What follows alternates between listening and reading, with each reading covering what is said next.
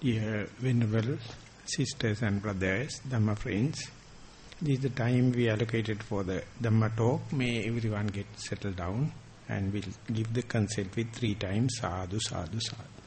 Namo tasse bhagavato arahato samma sambuddhasse.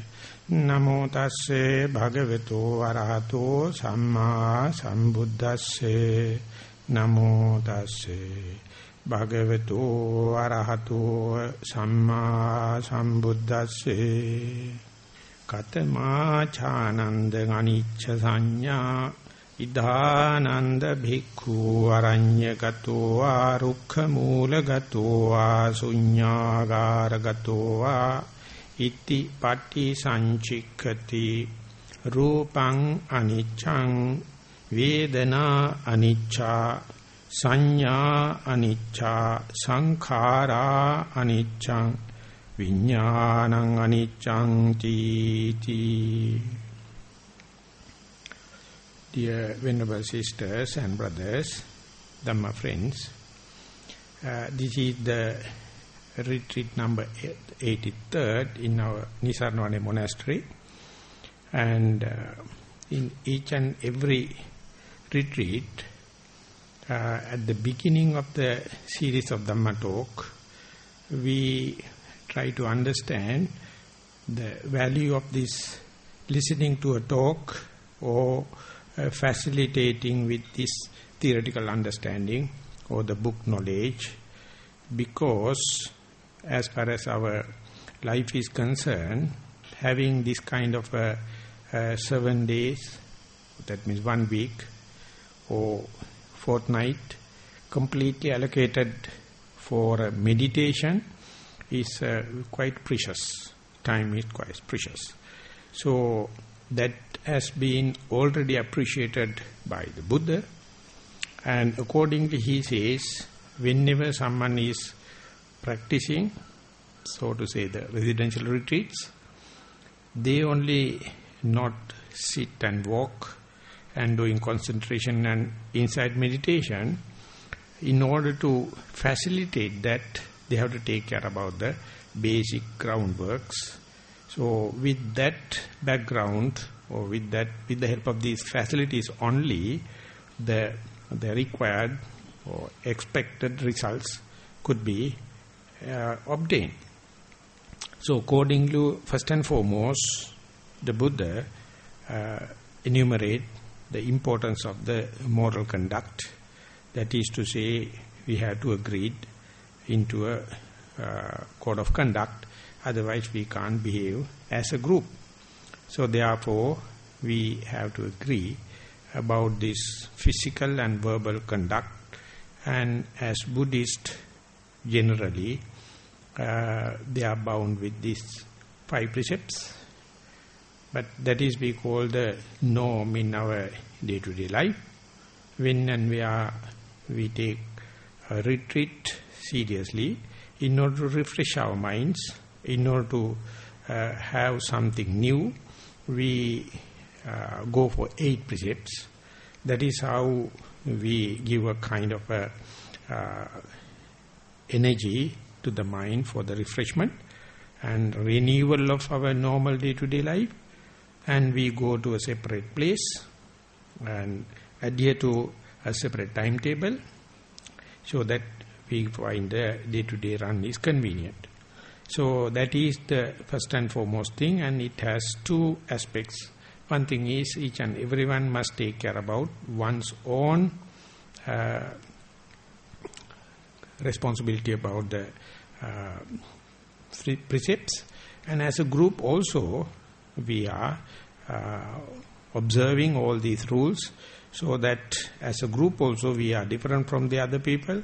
As an individual also we are renewing our mental and physical and verbal deeds, and mind also become ready to take up spiritual task or religious task. So therefore first and foremost is called the Sila Anugahita, and then the second one is, according to the Buddha, the Sutta Anugahita, take part in this theoretical understanding or book knowledge, or in traditional sense, listening to the teaching of the Buddha. So that we call in the modern language Dhamma talks. For this retreat, we agreed upon a particular discourse known as Girimananda Sutta, or sometimes recognized as Dasa Sanya Sutta also. And if someone is interested in reading it and further pondering into that, they may go into the Anguttara Nikaya, the numerical order, number 10, book of 10, you find this book by the name Girimananda Sutta. And since we are going to have continuously for a number of days, what we can do is slowly, as the discourse go deep and deep into, with the help of early talks, gradually we can go into the depth of the teaching of the Buddha. And not only the mere theoretical book understanding or book knowledge, by that time we may gain certain amount of experience, certain amount of first-hand experience with our sitting meditation, walking meditation, and in day-to-day activities, so that both has to go in hand.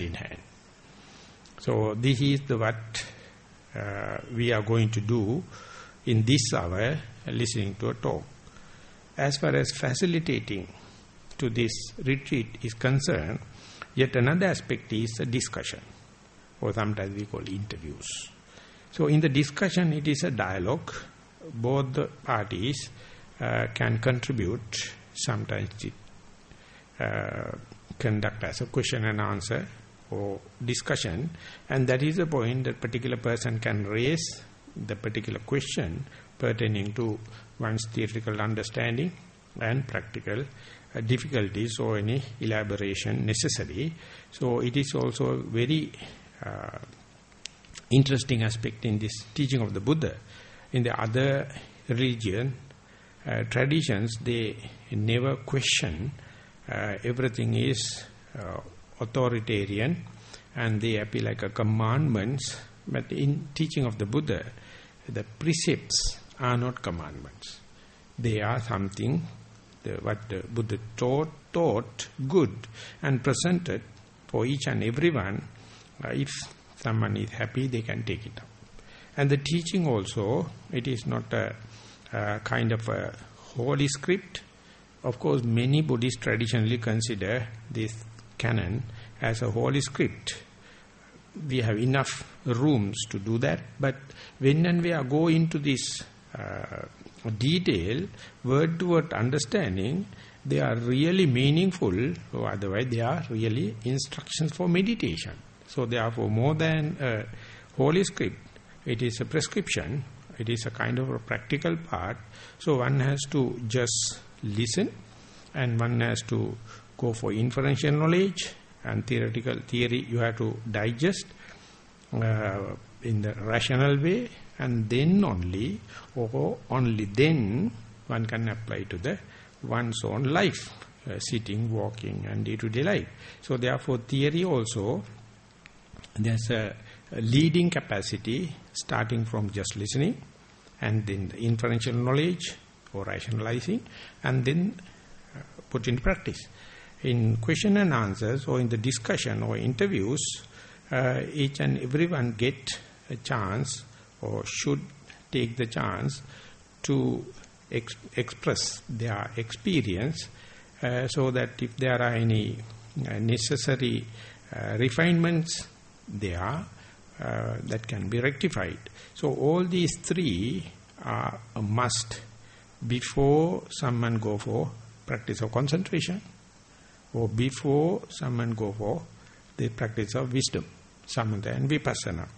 So all five together has to work in a orderly manner, one leading to the other, and slowly, more and more you understand this wisdom or practical understanding under your very nose, then only your justification regarding this moral code or moral restrainment will be digestible understood at the beginning, maybe you accept it out of respect or kind of thing, but when and where you are practicing, you may understand their practical contribution, and then what part of teaching of the Buddha is more attractive, more gainful, so you will be specializing that particular part, and your questioning and your interviews also will be more and more personalized or individual when you are advancing,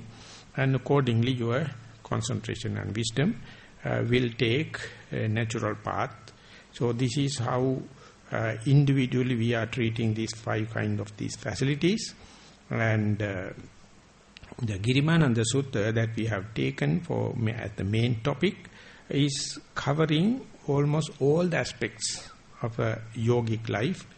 Some parts of that treatment may be not much interested or desirable, but some other parts may be. Therefore, all of us may not entertain the whole particular discourse equally, but definitely one or the other parts will give a real kind of a encouragement and kind of a revelation about what we are doing. So this is regarding the series of talks. And if we now turn our attention to the history or the case history of this particular sutta, it is interesting to see it is kind of a therapeutic treatment or healing effect that the Buddha wanted to enumerate in this particular discourse. The teaching of the Buddha is concerned about the prevention as well as the cure. In our day-to-day activities, when we are in a full of tension, multitasking, more relevant part is, more popular part is for the healing part or therapeutic part of the Buddhism. So therefore, it is general accepted as American Buddhism means business Buddhism, that is on therapy, on healing. They find very, very difficult to go deep into and see the preventive part of what the Buddha taught. And therefore, one of the Asiatic teachers first visited West, namely Mr. Munindraji, and he told it is very difficult for Westerners to understand the preventive part, but they are rushing and they try to interpret the whole teaching of the Buddha more towards healing and more towards therapeutic part, and he predicted it is hopeless, difficult to think even for a Westerners to understand the teaching in a therapeutic way. In that sense, this will be a favorite sutta for the Westerners, because this is talking about the case history is something related to therapy, something related to the healing. During the time of the Buddha, there was a senior disciple known as Girimananda. After him only this particular discourse is being named. And he was sick, and Buddha's attendant, the chief, Venerable Ananda, came to know that Venerable Girimananda is sick, seriously sick. So Venerable Ananda goes to the Buddha and pay respect and say, Bhante, Venerable Girimananda is sick, would you mind to go there and pay a visit? So, under such circumstances, Buddha sometimes personally he himself visit the person, but in this case it was not the thing happened. Instead he instruct Venerable Ananda, or Venerable Ananda, if you go and preach these 10 points, that 10 perceptions, and if you can correctly communicate my message, by contemplating according to this particular discourse, he will be regarded. And the Buddha, beforehand, he give the assurance and then deliver the talk. Later, Venerable Ananda study the same under the guidance of the Buddha. And then accordingly he visited Venerable Girimananda, and after chanting, Venerable Girimananda's diseases disappeared and he recovered. That is the gist of the message in this particular discourse. And so therefore it is talking about something healing, something therapeutic value. But when you go deep into the sutta, the body, the main corpus of the teaching, it says it is more and more dealing toward the prevention. Luckily enough, Venerable Girimananda, Venerable Ananda, the Buddha, all of them have done these basic preliminaries before Venerable Girimananda fall into sickness. And treatment here is giving a reminder toward the perception. Now you are sick, so you would have forgotten. So this is what we have to tell. You have to give a reminder or collect the memory toward this perception. Whenever your mind are ready to take this way of correct or broader way of perception, your sickness will be reduced. So it is not a basic training for Venerable Girimananda, but it is a reminder as a therapy. And Venerable Ananda is a very good messenger. Buddha is a very good person to remind it. So therefore, we as a disciples, after 2,600 years, sometimes this may be the first time we are just learning these qualities, for incorporating into our life. And while incorporating, we may consider more towards the prevention than cure. Usually in the medical science, they call prevention is better than cure. So therefore, knowing that we, each and every one of us, going to fall into sick in one day, and we are reaching to the old age one day, at the end, the deathbed. So with that view, take time for this kind of a prevention. It's the most compassionate thing one can do for oneself. This is the most compassionate thing one can do for oneself. That is, if someone is not going to take this kind of preventive measures by your physical work, mental, verbal work and the mental work, and you will be desperately in a difficult time.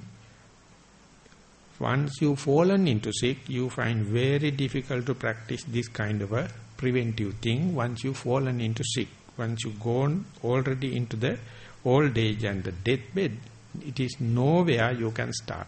So therefore, wise people, those who take care about one's own well-being, never complain about multitasking or tension or busyness in the life and difficulty of this task, and they all recognize as escapism.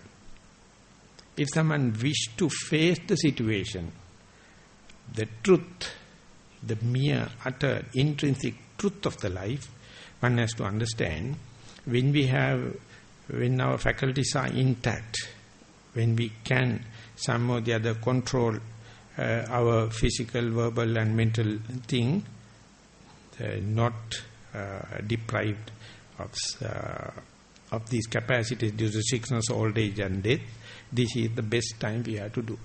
But very difficult that is to be convinced. Each and every one come out and say, due to this and that difficulties and excuses and reasons, we don't have time. So therefore the Buddha is so compassionate, he never press people. He never put that into the already busy people's mind or to agenda or to a timetable, but he present it and say, if you wish, you can take it up and it will be really for the benefit of the future. So these kind of things appear like very in detail, very subtle.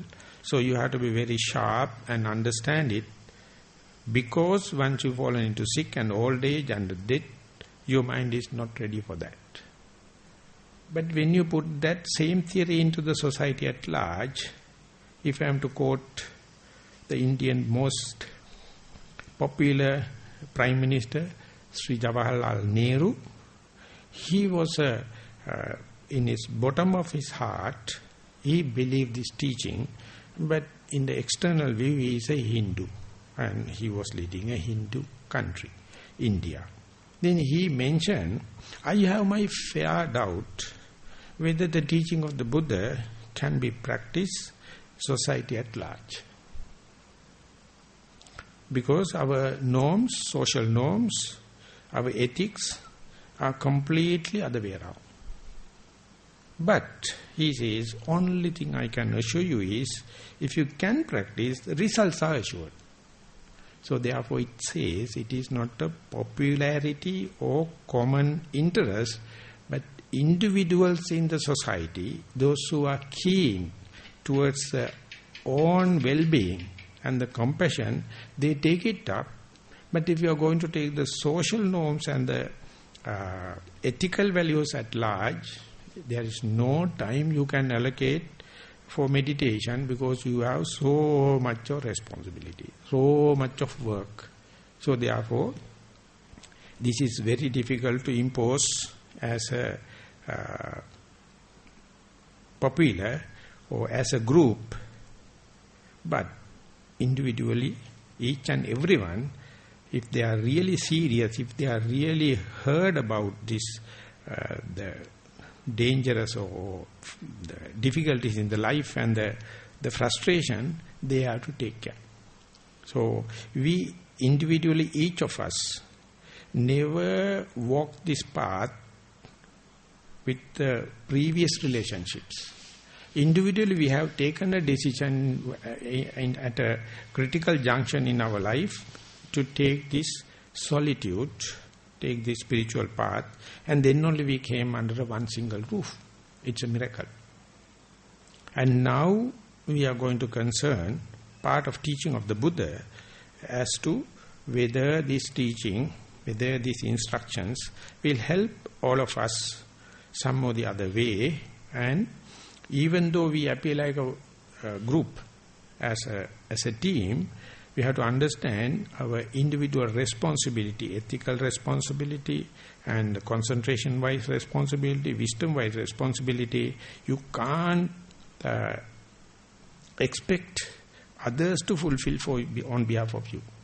So each and everyone has to learn what to do, how to facilitate it, and how to promote it.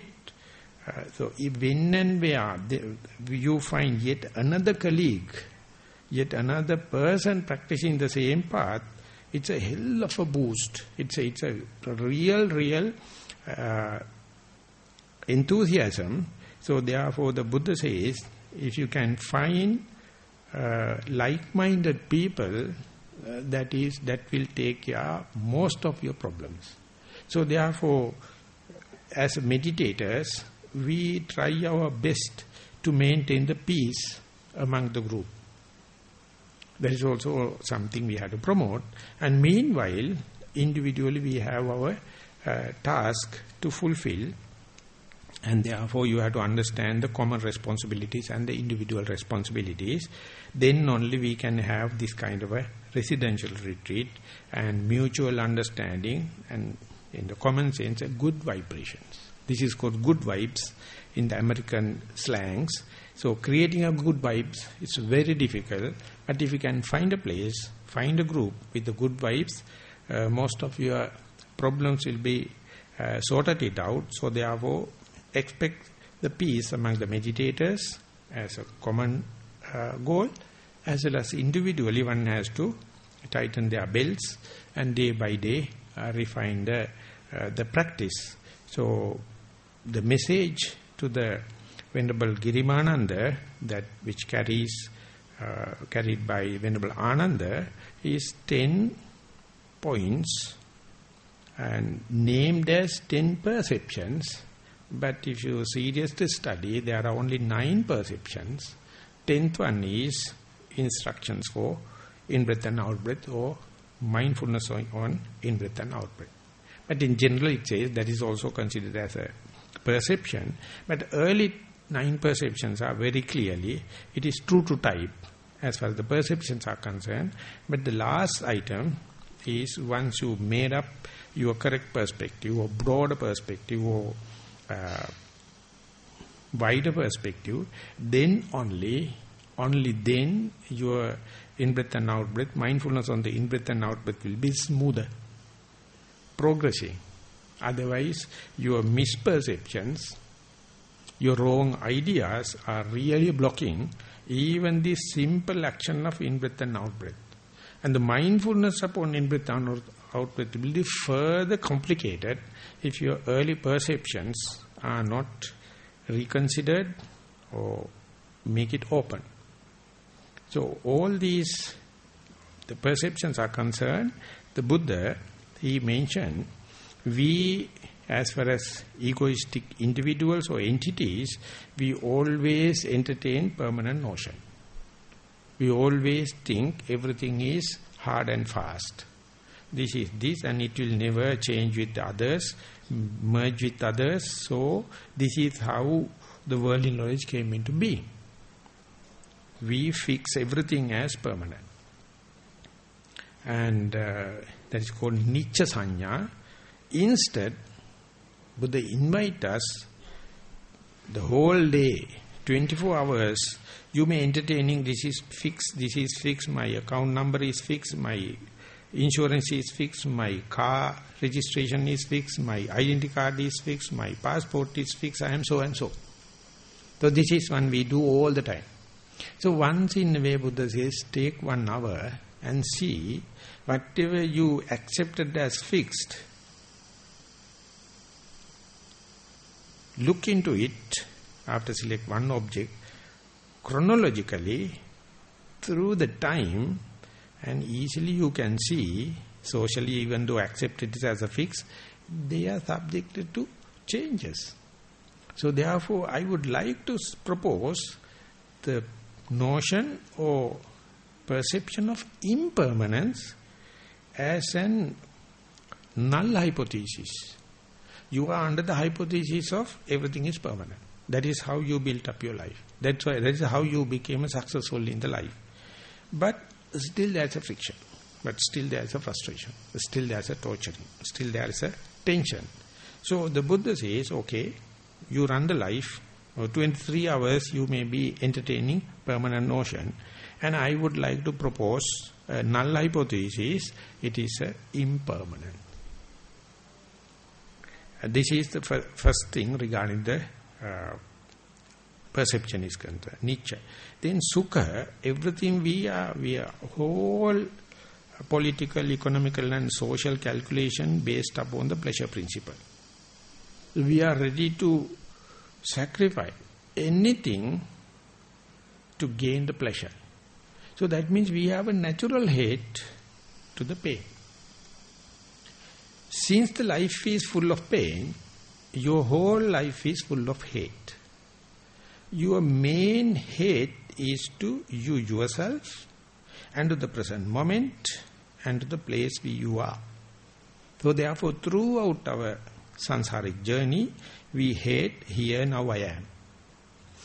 Everything we did to go eccentric, think about other people, other places and yesterday and tomorrow. This indicates our pleasure principle always make us eccentric, never allow us to be here and now. So this is what we did. And this is our specialization. This is our skill. Always misdirected, eccentric. And the Buddha instead says,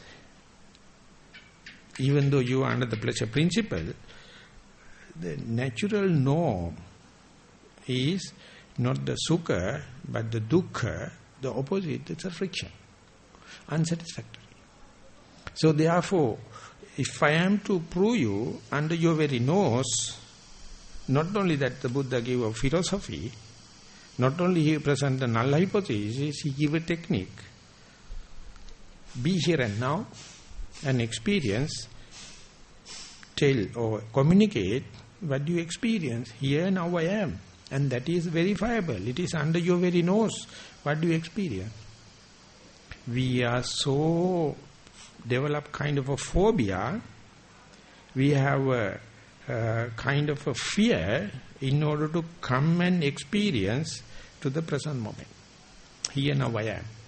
The most obvious fact, the most conspicuous thing regarding the here now I am is, even you are a rhetoric, the fluent in language and communication, holder of degrees in the advertisement and the communication, the simple challenge is, come here now I am and try to experience, how to communicate to experience, you will become dumbbound. You can't explain, here now I am. No words, in no languages in the world. Whenever you come here now I am, you can't communicate. Because our whole language, our whole technologies, our whole skillfulness, everything based upon the pleasure principle, that cannot live here now I am. Always through our life, we try to skip, go to the future or the past or other people to other places. So therefore in this kind of a discourses, not merely Buddha present a null hypothesis and ask us to think, but he asks us to do something. He give a challenge. It is very simple thing, not only for the professors and highly educated and top elite people, but even the beggars, even uneducated person can understand we are running behind this pleasure principle, but the truth, the reality, the intrinsic nature is suffering. So therefore when the truth comes, when the truth manifests, we feel uneasy. We feel phobia. We feel kind of nauseatic. So therefore this notion, this perception is very, very important. So this is, instead of sukha sanya, we have to understand dukkha sanya. And subha sanya, everything we wish, early morning we must see auspicious thing, and good thing, and every other bad thing we must avoid. And simply go to a capital city of a developed country, they never allow any sick people to roam around in the town. They never allow the elderly people to roam around in the town. They never allow the mad people to roam around in the town. They never allow a corpse to be exposed in the town. They have different organizations to take care about the sick people. They must definitely go to the hospital, otherwise family members will be arrested. They must go.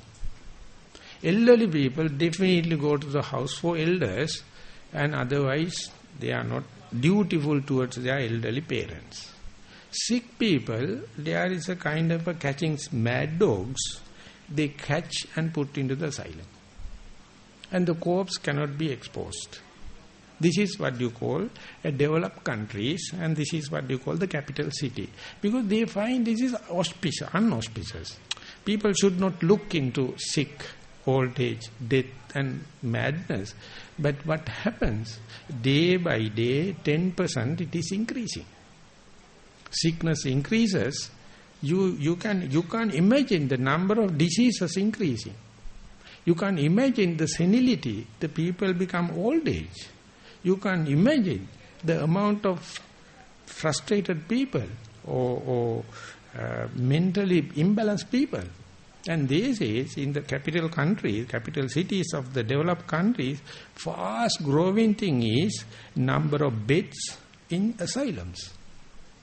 They are ever increasing. And the death. Still, we bloody fools in the third world country, we are following developed countries. We wanted to develop the infrastructure. We want to develop the communication. Taking this bloody example, bloody thing as examples, and we as our political leaders are very, very good. Because they are increasing number of hospitals, they are increasing number of asylums, they are increasing the number of house of elders, and ultimately the number of deaths. So, under such circumstances, we can understand why the Buddha is selecting India as the basic ground. When you go to India, you can see the disparity. The richest people, Maharajas, is more than the rich people in the West. They are completely living in complete artificial situation. The distribution of economy is completely sick. The other people, they can't scratch. They have nothing to eat. No place to live. And you can see, even now in India, the Lorentz curve about the disparity or distribution of economy is concerned, never healthy. And now it is happening in America too. 3% of the Americans sharing this whole economy, and the other people has to just go below the subsistence level, and education is no more, and this asubha or unauspicious things are so well glossed over by the media. And when the media going to give a newsreel for 5 minutes, we look at the television screen and we can see what the hell, what is the problem? It is the God created the paradise is there in the West. Why not you go to the heaven just by pressing a button? You can get everything. You Westerners do not know how much our poor fellows are waiting to go to America, to go to heaven by plane, not by merits. If the parents can send the children to the America, they think, what a lucky the parents, and they are far looking, so they are all going to send. My teacher in Burma, he says, still Burma is yet another country, he says, the people think the America, the first world country, new world, is the heaven. So Burmese people find very difficult to get a passport, not allowed to go out. And whenever they can go there, you can see the world, the heaven, the paradise on earth, and by just pressing every button, you can get everything. But Sayadaw says, one day he went there after an invitation, and giving after a talk, he was coming with to the residence with the chief organizer, and before coming in the question and answer session, one lady made a remark telling that, Bhante, we were searching about 2 cars and all the facilities at home, air-conditioned rooms and roads and everything. We got it. But heartburn is there throughout the life. Air-conditioned machine can't cool the heartburn. It's burning from evening to the morning, morning to the evening. Then Sayadaw has reminded the driver, telling you see the poor lady, she got all the material support, but suffering this frustration, the heartburn. Then the driver look at the Sayadaw and says, Sayadaw, do you think she is the only one suffering? We all Americans are suffering. We are all in heartburn. Then immediately Sayadaw remembered the ghost, thirsty ghost, and the hungry ghost. The Buddha mentioned everything available, but the ghost is suffering. This is what you call America.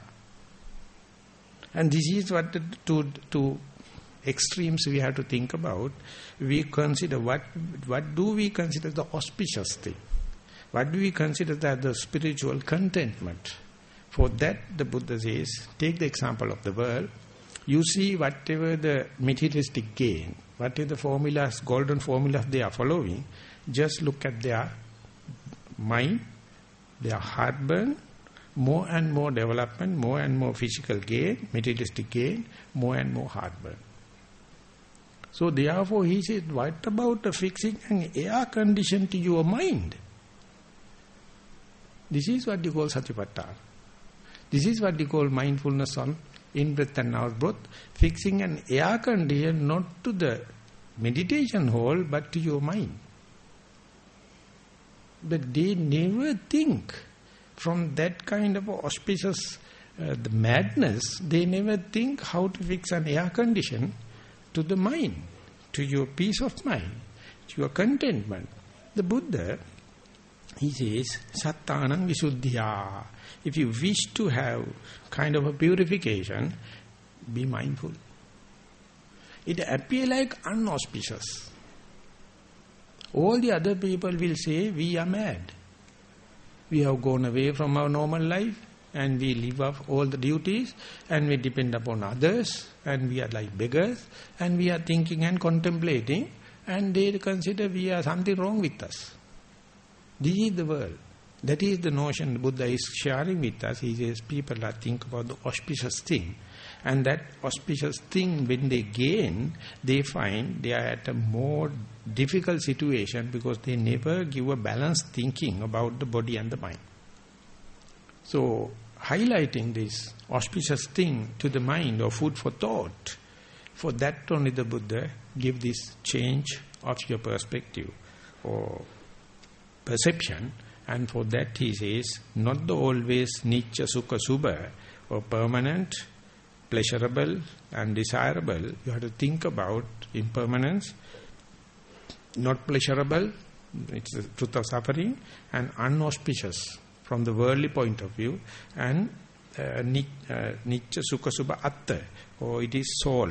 It's soul oriented. I can control everything in under my control. But instead, if you see, take one particular single object which you can verify under your very nose and observe, it is working according to the physical laws, or it is working in the universal laws. Whatever the effort you are going to do, it is working in the same order. Only thing you can do is observe it, not to control it. You are not governable. So many people consider this non-governability and non-controllability as a bankruptcy. It appears like a personal inferiority. The Buddha says for that you have to have openness to, or changes, or wider perspective to the perception. So that is the core of this teaching. So therefore, at the beginning, to take initiative to the main teaching of the Buddha, the first and foremost thing the Buddha prescribed to Venerable Ananda, so that he will carry the message or communicate to the Girimananda, Idananda bhikkhu aranyagato rukkha mulagato sunyagara. Ananda, the perception of impermanence, if you wish to taste it, if you wish to incorporate into your life, that particular person having gone to the forest, he just for the experimental level, he just leave aside this sensuous world made for the sensual gratification or pleasure seeking through the senses. So when you go into the forest is something, the people in search of pleasure principle or sensual gratification, they hate forest.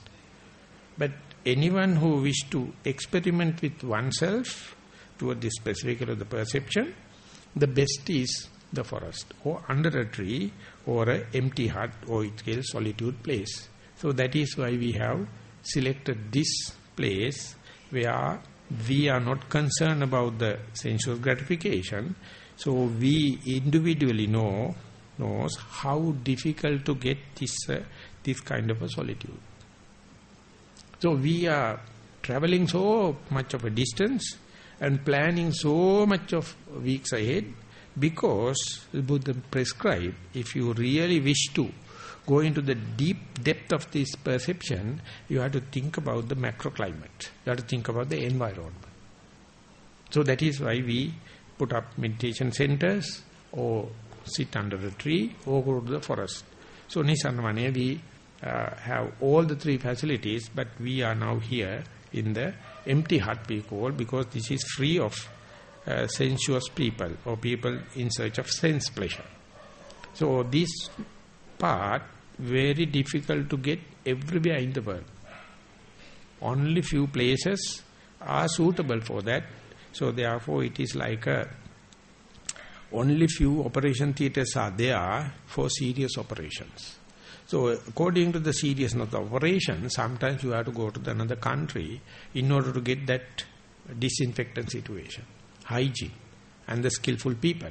So likewise, this selection of this one, this kind of a place is a teaching of the Buddha. The Buddha says it is a must.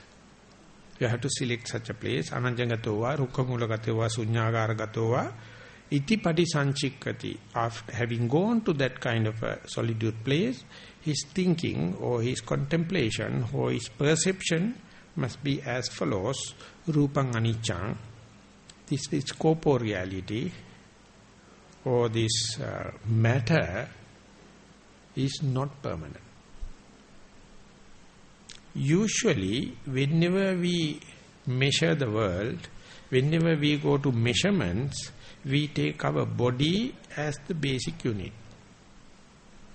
We call meter when you stretch a hand, half a meter when you bend a hand. When you stretch your arms, it is called 2 meters. 1 inch means 1 finger. 1 stretch of your hand is 8 inches. So this is from there only we measure the world. So therefore, in order to understand the materiality as such, the Buddha says, your body is representing the measuring yardstick. So contemplate upon the body itself, that is to say your materiality, that is tangible part, that is the concrete part, rupa. Rupa means materiality, the corporeality. So just focus your attention to here now I am, and try to keep the wakefulness, mindfulness, to see how quickly it is changing, transient, in a flux. Moment to moment changes. So unless otherwise you go to a forest or under a tree or in a solitude place, unless otherwise you make up your mind in order to look into that particular thing and chronologically in a time series, then only then you can see how quickly, how fast this is changing. Otherwise, now my age is 62, I consider the born 62 years ago, the same body is coming up to now. This is what the notion we usually develop.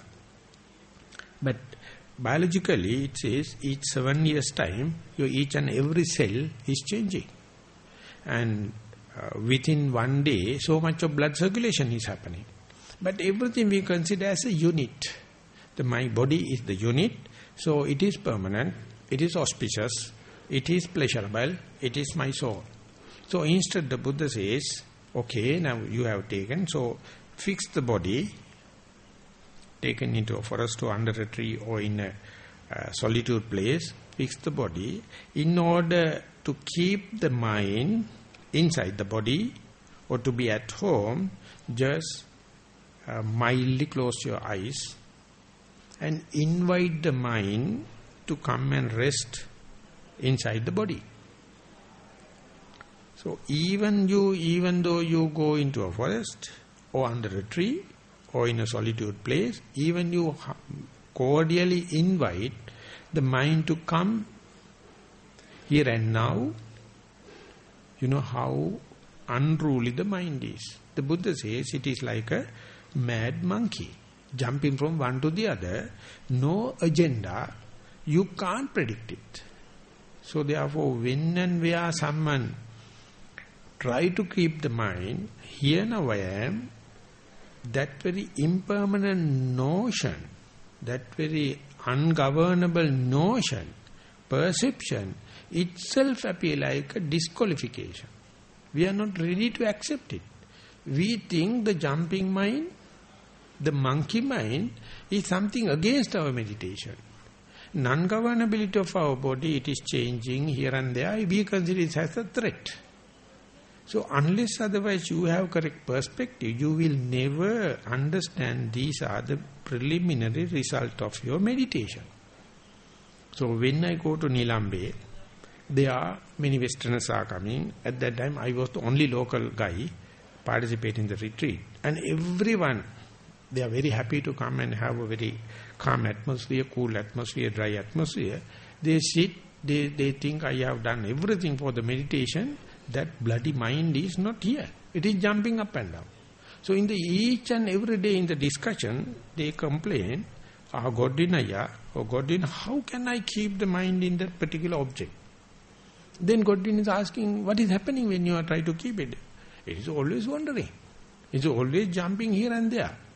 So he smiled and said, this is the first result of your meditation. What? Is the result of meditation? Yeah, that it is impermanent, non-governable.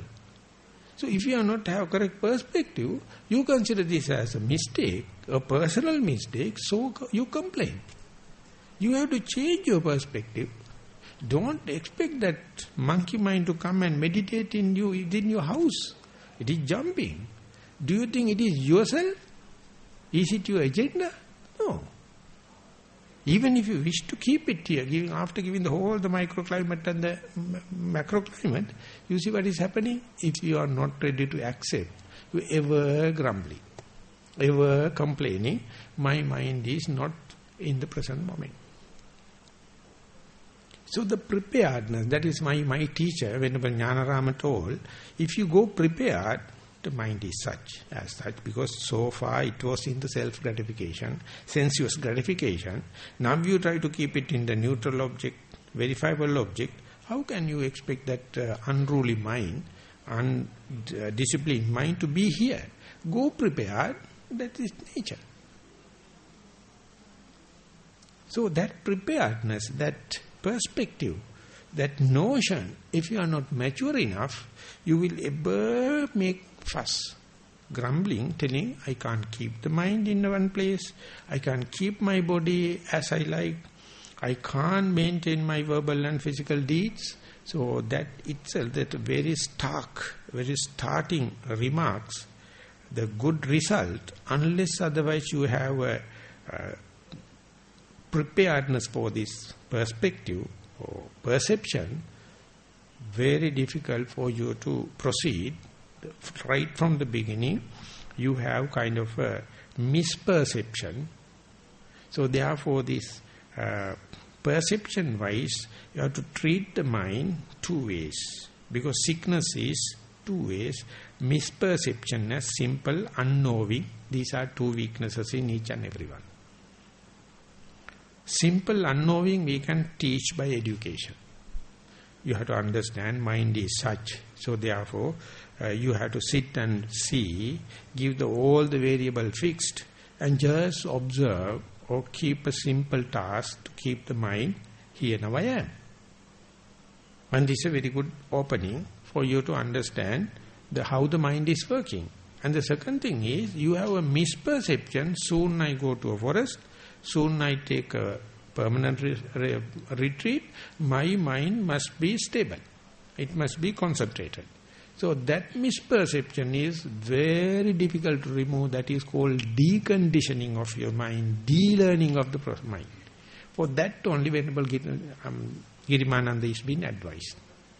Unless otherwise you are ready to decondition, unless otherwise you are ready to give up all your muck, all your rut, all your the square mind, the truth will not manifest. For that, you only can surrender.